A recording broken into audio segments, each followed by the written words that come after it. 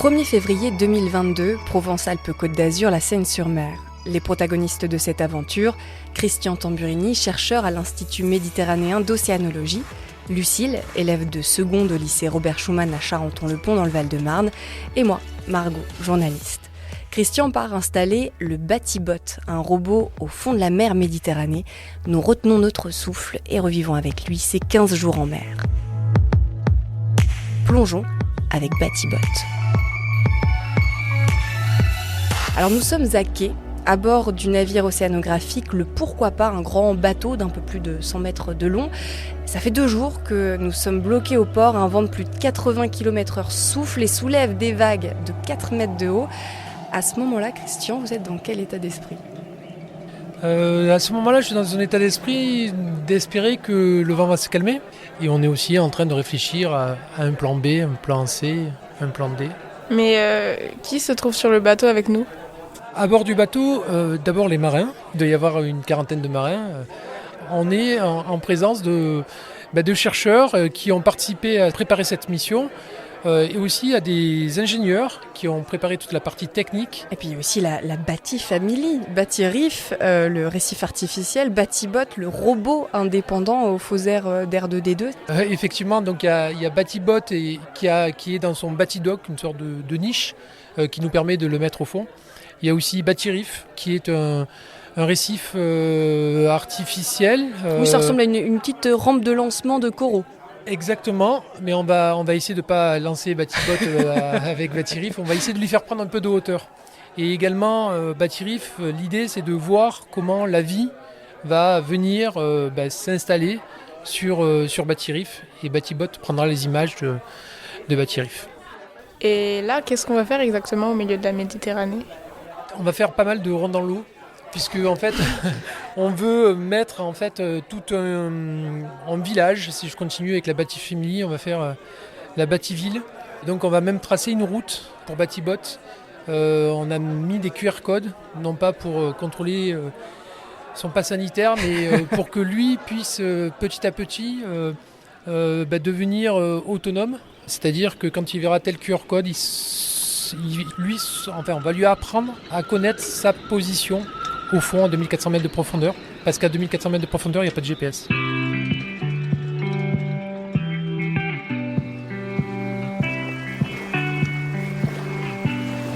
Alors ça y est, la météo est plus clémente et nous permet de prendre le large. Vers quelle direction exactement ? On va tirer vers le sud, environ 40 km des côtes. Alors pourquoi on se met là ? C'est parce qu'en fait, il y a déjà une infrastructure qui est en place. Un télescope que des collègues ont mis en place. On va brancher Batibot à cette infrastructure-là. C'est ce qui permettra de donner à la fois l'énergie et Internet. On aura la fibre à 2400 mètres de profondeur.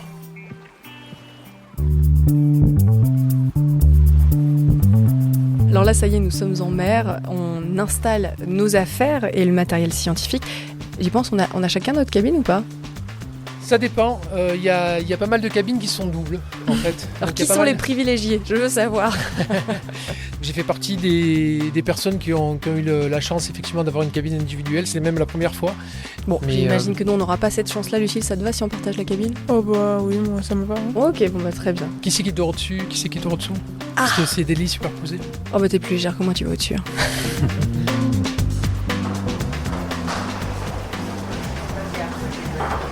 On entend du bruit là. Je regarde mon réveil, il est 4h du matin et pourtant ça s'agite sur le pont. Qu'est-ce qui se passe, Christian ? On cherche à attraper les organismes qui migrent le long de la colonne d'eau. C'est-à-dire ? La plus grande migration qu'il y a sur notre Terre, ce sont des organismes planctoniques qui en fait vivent entre 300 et 400 mètres de profondeur et qui vont arriver en surface la nuit pour aller manger le phytoplancton qui se développe en surface en utilisant l'énergie solaire et qui a une énorme utilité, c'est-à-dire qu'il pompe aussi du CO2.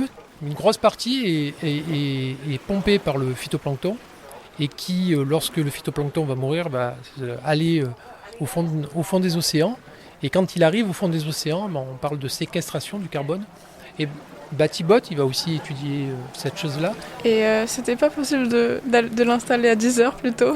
C'est Parce que ça fait tôt quand même. c'est vrai que ça fait tôt, mais le problème c'est que le zooplancton, donc, il monte la nuit et il va redescendre à la levée du jour pour éviter les prédateurs.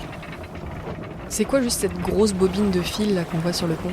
C'est la boîte de jonction scientifique. La boîte de jonction scientifique, c'est une sorte de multiprise intelligente. Et par-dessus cette multiprise, on a mis un sismomètre. C'est pour mesurer les activités sismiques au fond de la mer. Et vous faites quoi à ce moment-là? À ce moment-là, moi je suis un peu inutile en fait. Non, j'essaye de vérifier que tout se passe bien, qu'il n'y ait pas un câble qui se débobine au mauvais moment. En tout cas, au moment où on met à l'eau, c'est la période, c'est le moment qui est le plus critique. C'est un peu Donc, tendu sur le pont. À peine. La grosse bobine de fil qui est donc le câble qui va nous permettre ensuite de pouvoir connecter tout cet ensemble au télescope. Ça prend de la place et ça coûte cher. Et il faut que tout arrive en bon état à 2400 mètres de profondeur. Et c'est lourd. Et comment on sait s'il est bien installé? C'est quand on arrive avec le sous-marin, le Nautil au fond. Donc là pour le moment on ne sait pas. Non. Là il est mis à l'eau là en ce moment même et on ne sait pas si ça va atterrir en bon état. Alors on fait tout pour. C'est vraiment les marins sur le pont qui sont les vrais acteurs. On laisse faire, ils sont aguerris, et on a répété les procédures avant, on s'est mis d'accord avant et voilà, on est impatients. Et maintenant on peut aller dormir ou il y a encore du travail? À vrai dire, on ne va pas beaucoup dormir dans cette mission. J'ai quasiment une équipe de nuit et une équipe de jour en gros. Mais étant donné que je dois à la fois suivre ce qui se passe à bord de jour, parce que c'est le plus important, et en même temps, la nuit, il y a les filets, les CTD, c'est-à-dire on va faire des mesures avec de température, de salinité, etc. On va prélever de l'eau, on va prélever du plancton. Bon, on l'a compris, on n'arrête pas. La journée est longue, on travaille beaucoup. Alors là, il est temps d'aller se coucher. Lucille, tu vas être contente, on va pouvoir dormir. Puisque demain, nous plongeons à 2400 mètres de profondeur. Donc mieux vaut être en forme.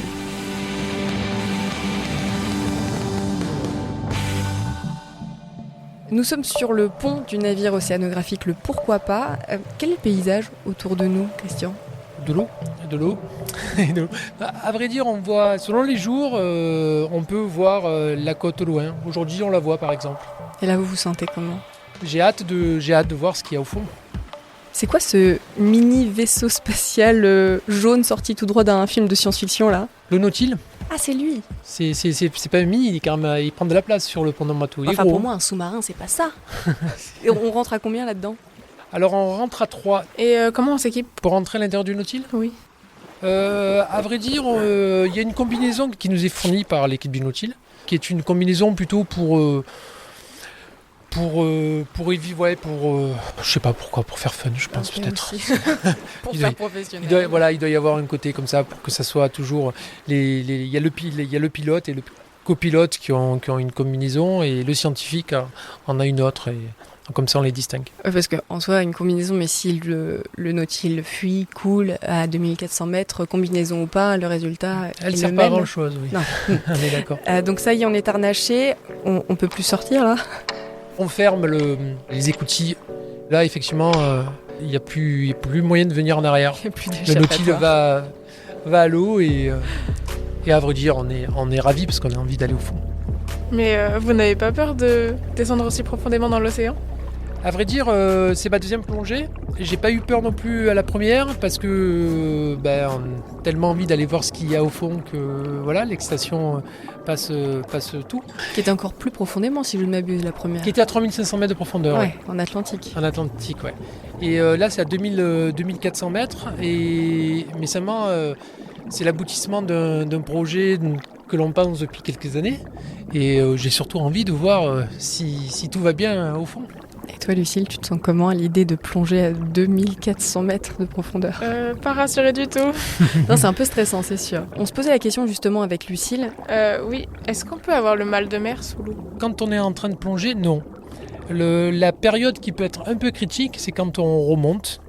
Parce que quand on remonte, le Nautil va faire un peu le bouchon en surface. Et le temps que le navire arrive, ça peut être plus ou moins long. D'accord. Et donc oui, on peut avoir le mal de mer. Mais on n'a pas le mal sous-marin. Ça n'existe pas. Non, ça je crois pas. Enfin, en gros, les gens qui sont un peu claustrophobes, ils laissent pas fermer. Enfin, ils vont pas dans le Nautil, Ils je vont pense. pas dans le Nautil, voilà. Parce qu'on est quand même à l'étroit. Il y a beaucoup d'écrans, beaucoup de choses à l'intérieur de la sphère, et on est trois. Et oui, c'est un peu étroit, effectivement.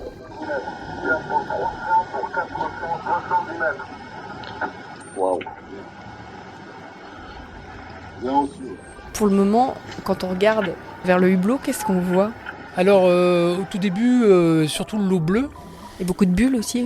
Oui, oui, effectivement, pas mal de bulles. Qu'est-ce que vous avez dans la main là, Christian? J'ai une éponge pour la douche.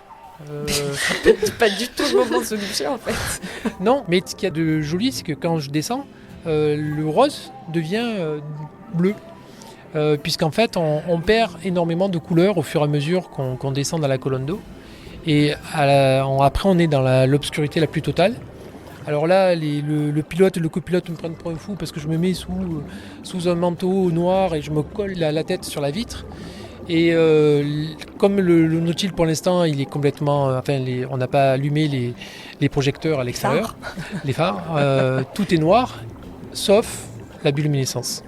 Ah, c'est ça, Et les ce que petits je flashs vois. lumineux qu'on voit là. Ouais, le fait que le Nautil descende, il crée en fait des turbulences.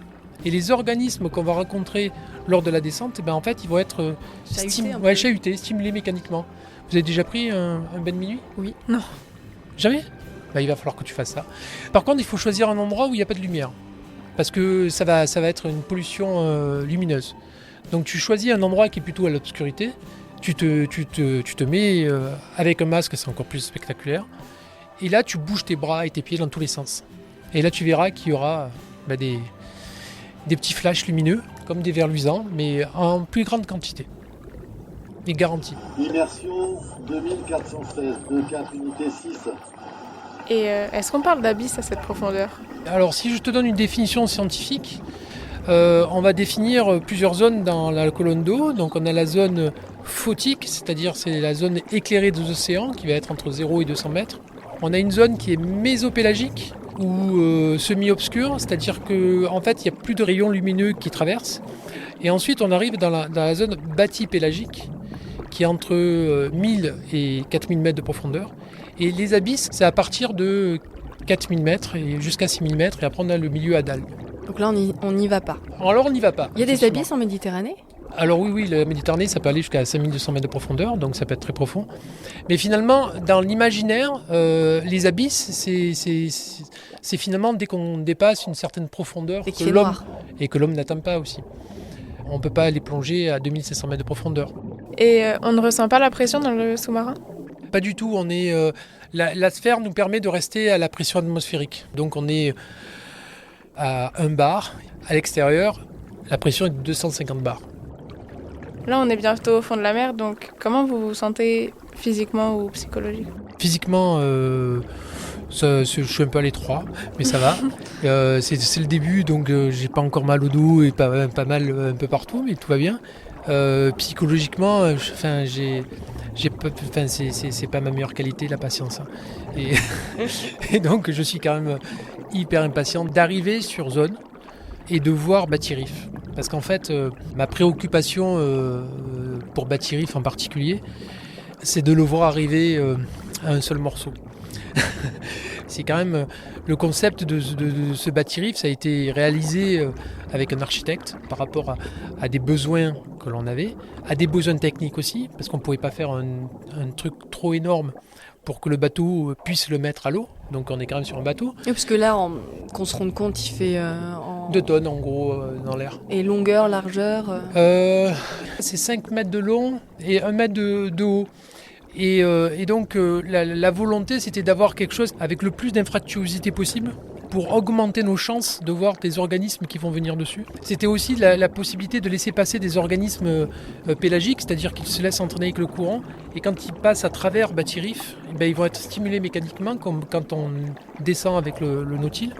Donc ce que je voulais, c'était pouvoir mettre Batibot face au courant, pour qu'il ait le plus de chances encore de voir des organismes bioluminescents. Et donc ma préoccupation, c'est de voir Batirif, qui est encore accroché au bateau, à un seul morceau.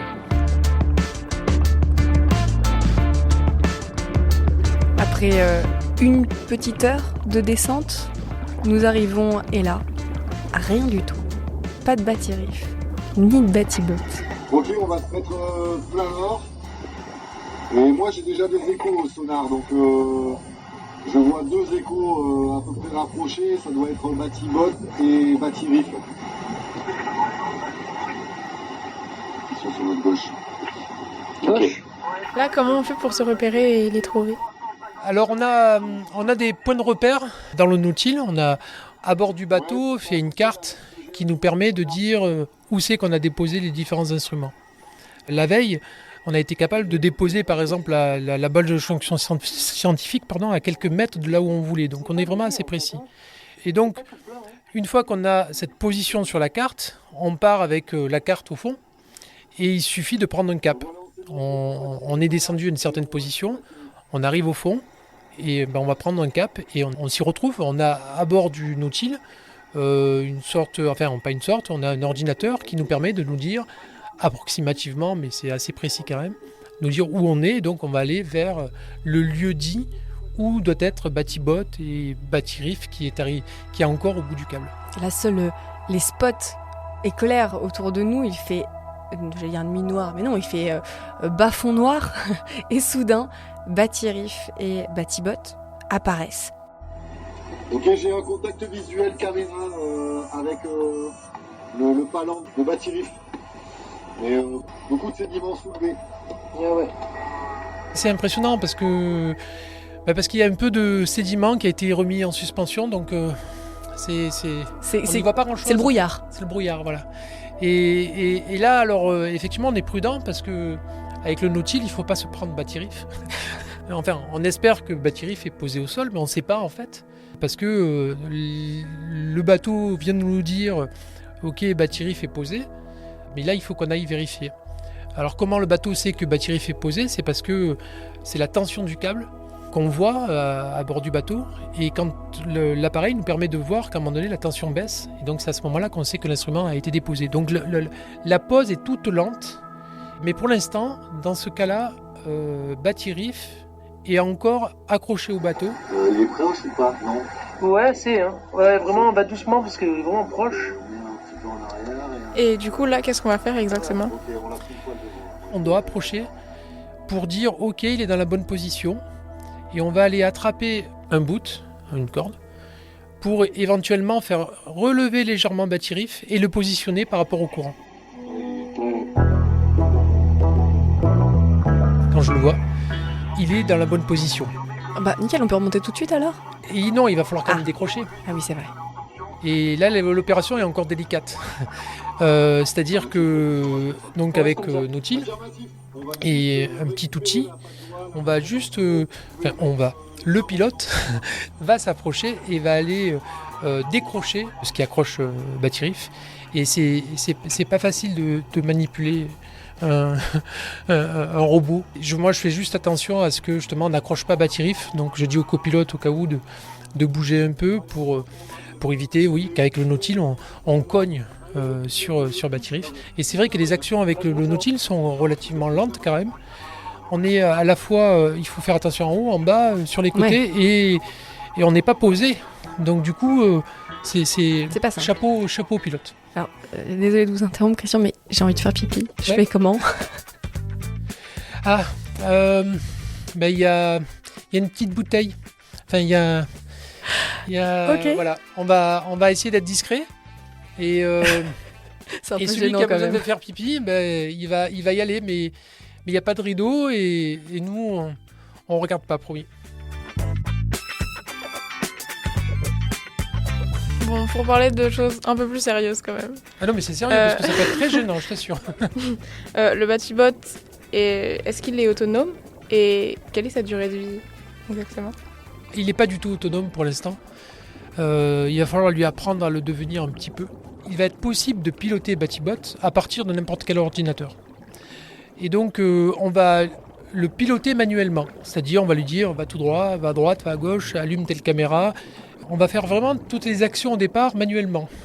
on va petit à petit automatiser. C'est-à-dire, on va lui dire, voilà, tu vas au QR code numéro 4 et tu t'arrêtes. Et là, je prends la main. Il va pas couper le cordon tout de suite. Non, il va être relié à un Heureusement cordon. parce qu'il est connecté. Voilà, et exactement. Et là, alors c'est un inconvénient parce qu'il va pouvoir se balader de partout, mais maintenant il ne pourra pas s'échapper non plus.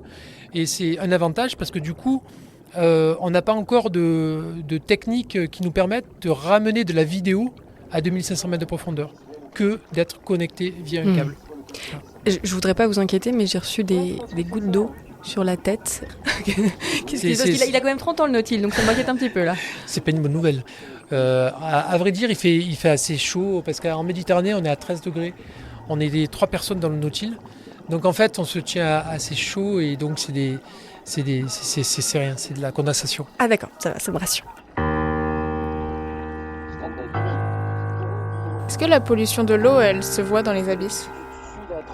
Oui, malheureusement, c'est presque une des premières choses qu'on voit quand on arrive. Alors pas toujours, hein, la plongée précédente, Karl qui a plongé a rien vu, mais là aujourd'hui, après 10 minutes d'arrivée, une des choses que je vois, oui, c'est une bouteille. Alors, une bouteille en verre, après on verra un morceau de plastique, une bouteille en plastique qui arrive au fond. Voilà. Oui, malheureusement, on est 40 km des côtes et la pollution humaine est présente. Mais il n'y a pas que de la pollution, heureusement.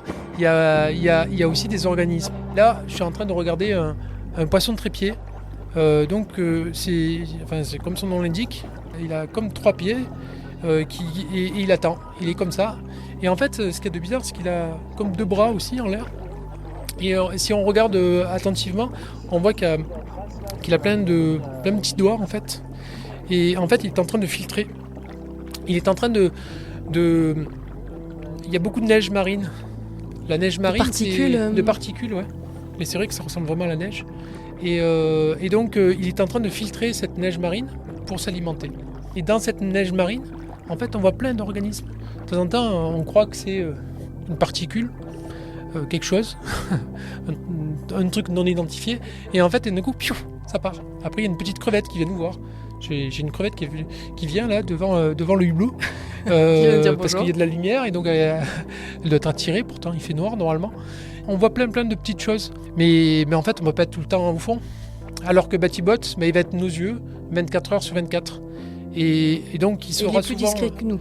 Oui, parce que justement, on va le laisser dans le noir. On lui dira de ne pas bouger. Mais par contre, il aura les yeux ouverts. Et quand il y aura un événement, il va le capturer. Enfin, il va capturer l'image, parce qu'il n'a pas de bras, pas de chocolat. Donc il va juste tout voir, mais on va voir j'espère, plein d'organismes, mais pourquoi pas des nouveaux. Et c'est quoi la différence entre bioluminescent et phosphorescent ? La bioluminescence, c'est la lumière qui est produite par un être vivant. Et la bioluminescence, elle peut être produite par des bactéries, jusqu'aux poissons, même il y a des requins qui font de la bioluminescence. Et la fluorescence, c'est plutôt un effet d'une lumière qui va être réfléchie par un organisme. C'est pas la production propre de lumière.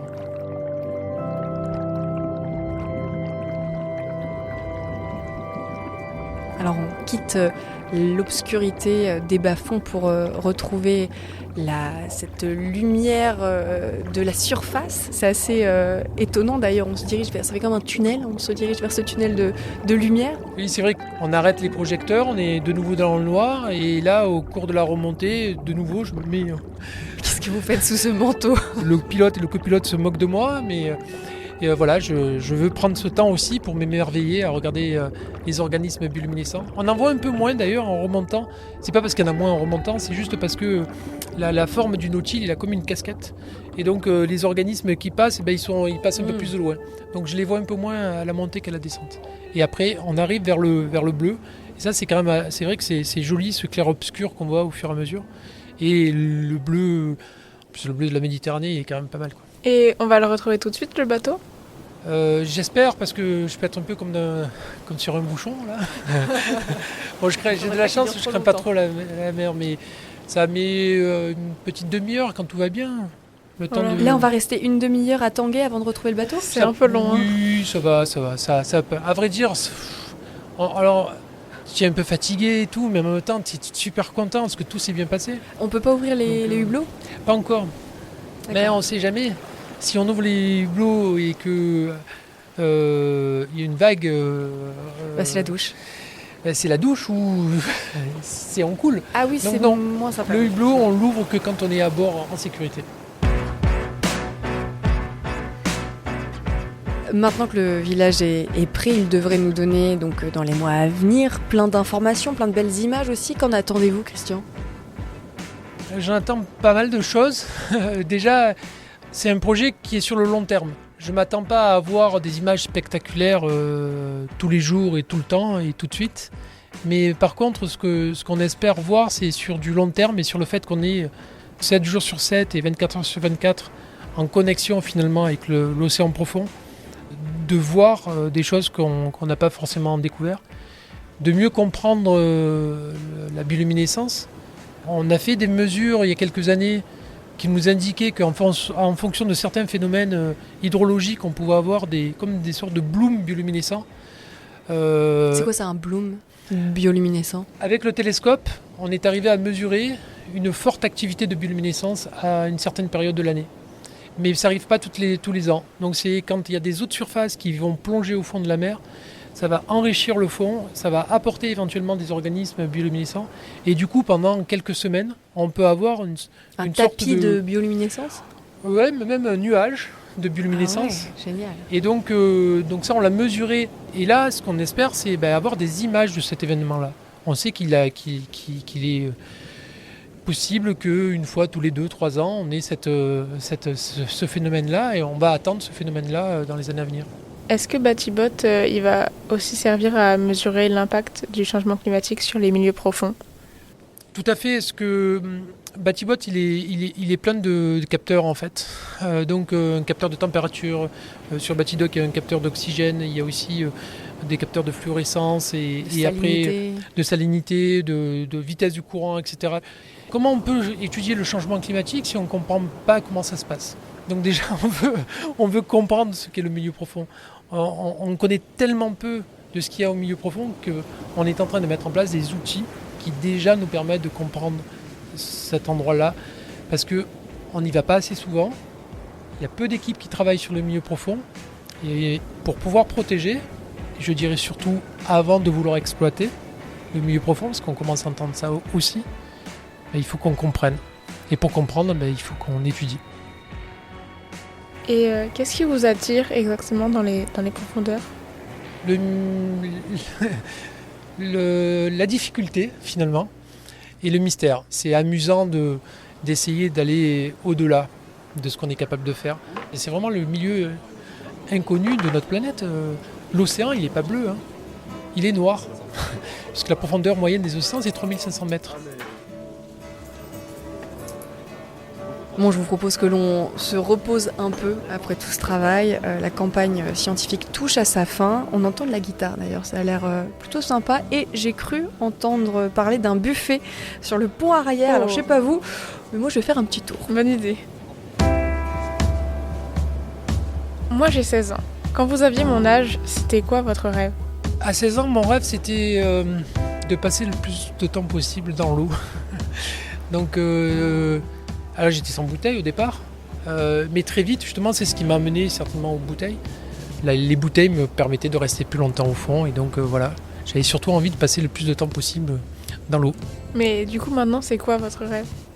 Et mon rêve c'est d'apporter un peu de ce rêve que je suis en train de vivre en ce moment, parce que je trouve que je fais quand même un métier qui est plutôt formidable, et je pense que malgré ce que certains peuvent penser, je pense que c'est utile.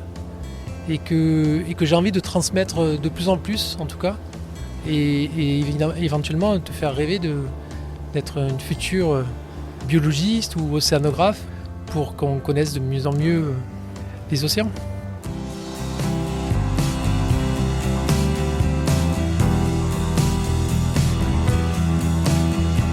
Plongeons avec Batibot et Christian Tamburini, chercheurs à l'Institut méditerranéen d'océanologie, un podcast produit et réalisé par René Prod en partenariat avec l'ADEME, l'Agence de la transition écologique, la Fondation de la mer, Gobelin, l'école de l'image, et pour cet épisode, le lycée Robert Schuman à Charenton-le-Pont dans le Val-de-Marne, un lycée public engagé dans l'éducation et développement durable.